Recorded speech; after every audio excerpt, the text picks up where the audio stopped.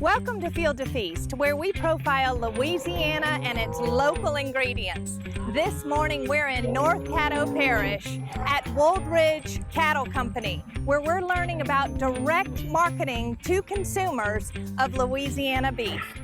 Field to Feast with Jennifer Finley is brought to you by the Louisiana Crawfish Promotion and Research Board, Louisiana Crawfish, ask before you eat, and by the Louisiana Beef Industry Council, beef, it's what's for dinner, and by the Louisiana Rice Promotion Board, think rice.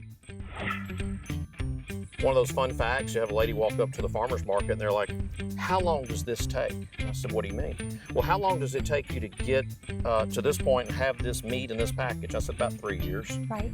And they just like, huh? They just knocks them back. I said, it's about 3 years.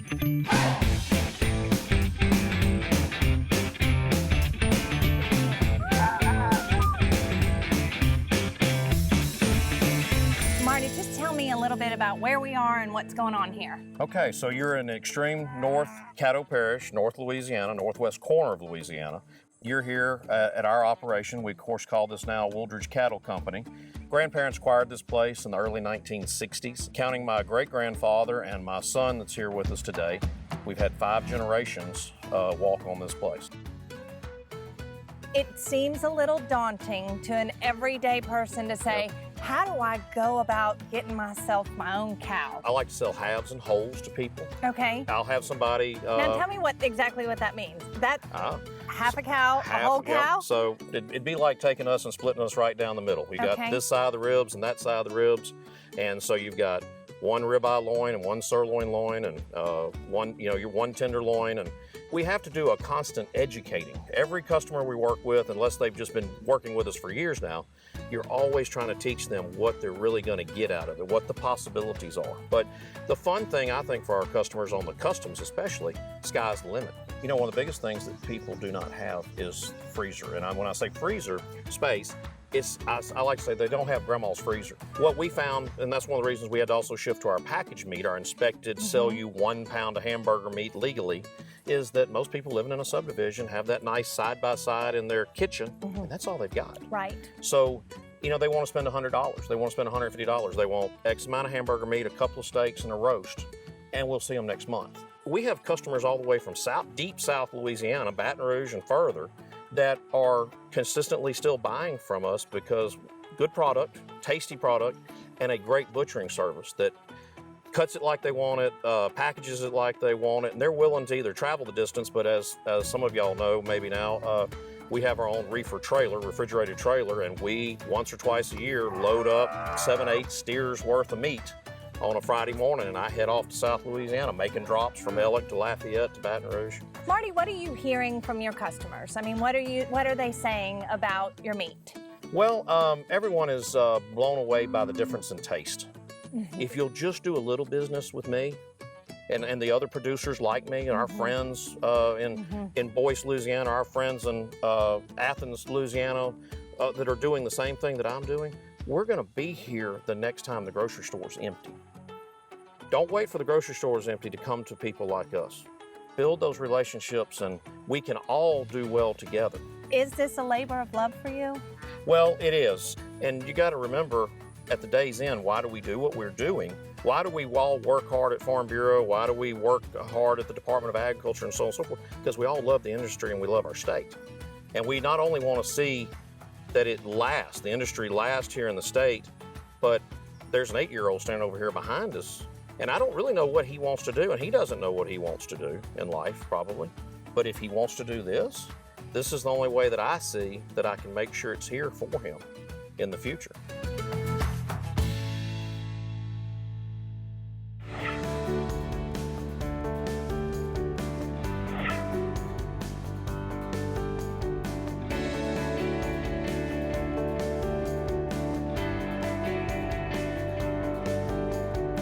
We're back from the field with Marty and Crystal Wooldridge with this local Louisiana beef, and I'm so excited because we have some. What are we going to be making today? So what we're going to do is we're going to grill some really nice 10-ounce New York strips. Okay. Where are they? How are you seasoning them? And give us all your secrets today. Well, these are a little bit thinner cut. These make really nice lunch steaks, as we were talking about earlier. Yep. Already smell delicious. You're going to smell, yeah. So this is kind of our standard family marinade, I guess you would say. Well, do you have a guest room?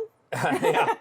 Montreal seasoning, Worcestershire, and Italian dressing. Well, while you get those on the grill, is this something that we're ready to get on there? Yeah, I think we're ready. Yep. That sounds great. Crystal, can you talk to me a little bit about the farmers market and the customer relationship that y'all have going? What are the cuts that they're looking for, and how does that all work? Well, I will tell you, it is anybody's guess on any given weekend. There is no rhyme or reason. It is super interesting. We can go in one weekend, and the weather might have a little bit to do about it, but you might sell nothing but hamburgers one weekend. The next weekend is roast. The next weekend is steaks. Or like this past weekend, the organ meat was extremely popular for us. The what this week. meat? The organ meat. So the heart, the tongue, the Really? kidney, the liver. Yes. Yes, Marty and I kept, because we were both working 2 different markets this weekend. So we kept texting each other back, and he goes, I'm out of kidneys, I'm out of heart, I'm out of liver. And I'm like, I just sold 2 tongues. So it's been fun. We get doing excited 2 over the markets. little things, trust me. Yes. Well, actually, and those are, so it really is the entire animal that is up for sale. It is. Yes, and you know, we were talking earlier when we were out in the pasture about, and she said it's anybody's guess. Every customer comes up, they want something different. And a lot of times when we find somebody that wants something different, I'll actually call the butcher and I'll say, oh, so here's a good example.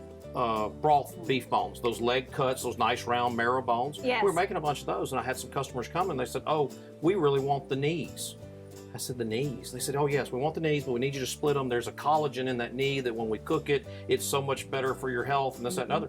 Okay, great. Call the butcher. Hey, what do we do, and can we, oh yeah, we can do that. I said, well, what have we been doing with the knees? We're throwing them away. Your story's so interesting because you weren't born and raised on the farm, so you've adapted to it, and obviously have fallen in love with it by the way that you respond to it and the way that you interact with your customers. So how has that journey been for you? It's been pretty amazing. I have thoroughly enjoyed it. Of course, now pretty much working from home most of the time, I get to enjoy it maybe a little bit sooner in the evening times. Whenever I get off work, I can come help and do whatever we do here needs to be done on the farm. But I've enjoyed sharing my story, especially with those that I work with, and then using that and going into the farmer's market and being able to share my story there.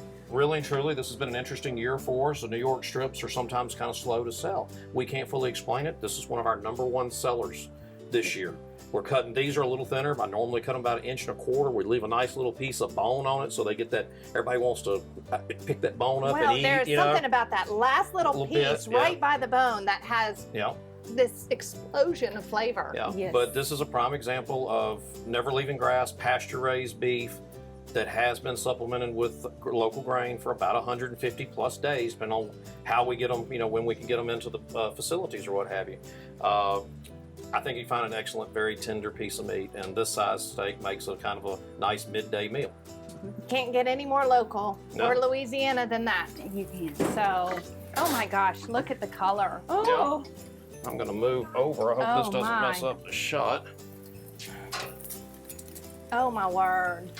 I didn't ask you how you like your steak. It doesn't matter however you make it, it's how I like it. Definitely one of the perks of the job is this delicious Louisiana beef that we get to share here at the Wooldridge Farm. Thank y'all so much for having us today. We're so excited. It was such a great day, and we will see you next time on Field to Feast. Field to Feast with Jennifer Finley was brought to you by the Louisiana Crawfish Promotion and Research Board, Louisiana Crawfish, ask before you eat, and by the Louisiana Beef Industry Council, beef, it's what's for dinner, and by the Louisiana Rice Promotion Board, think rice.